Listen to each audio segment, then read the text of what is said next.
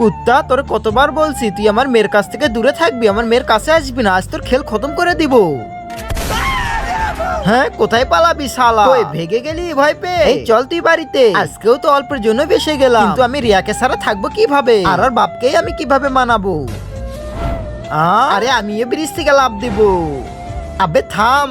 আরে একজন লাভ দিল আর তুইও লাভ দিচ্ছিস? হ্যাঁ, কেন? কেননা এখান থেকে লাভ দিলে তোমার ইচ্ছা পূরণ হয়ে যাবে। এর আগে যে ব্রিজ থেকে লাভ দিয়েছে তার একটা হাত ছিল আর একটা হাত ছিল না। ওই দেখো তার দুইটা হাতে ফিরে এসেছে, আমার দুই হাতে ঠিক হয়েছে। ইয়াহু! দেখেছো আমি অনেক গরিব, তাই এখান থেকে লাভ দিয়ে আমি পয়সা নিব। আমার ইচ্ছা আমি অনেকগুলো পয়সা পাবো। হইউ! ইয়াহু! এই তো পেয়ে গেলাম টাকা। দেখছস আমি টাকা পেয়ে গেছি। তোর কোনো ইচ্ছা থাকলে এক্ষুনি লাভ দিয়ে চেয়ে নে। তার আগে বন্ধুরা, তুমি কি আল্লাহর ঘর মসজিদকে ভালোবাসো নাকি মন্দির ঘর মূর্তিকে ভালোবাসো? যদি তুমি আল্লাহর ঘর মসজিদকে ভালোবেসে থাকো তাহলে ভিডিওতে একটা লাইক দিয়ে চ্যানেলটি সাবস্ক্রাইব করে দাও। আর মন্দির ঘর মূর্তিকে ভালোবেসে থাকলে কিছু করতে হবে না, আর কমেন্টে লিখে দাও আই লাভ আল্লাহ। আমার ইচ্ছা রিয়ার বাবা আমাদের বিয়ের জন্য রাজি হয়ে যাবে।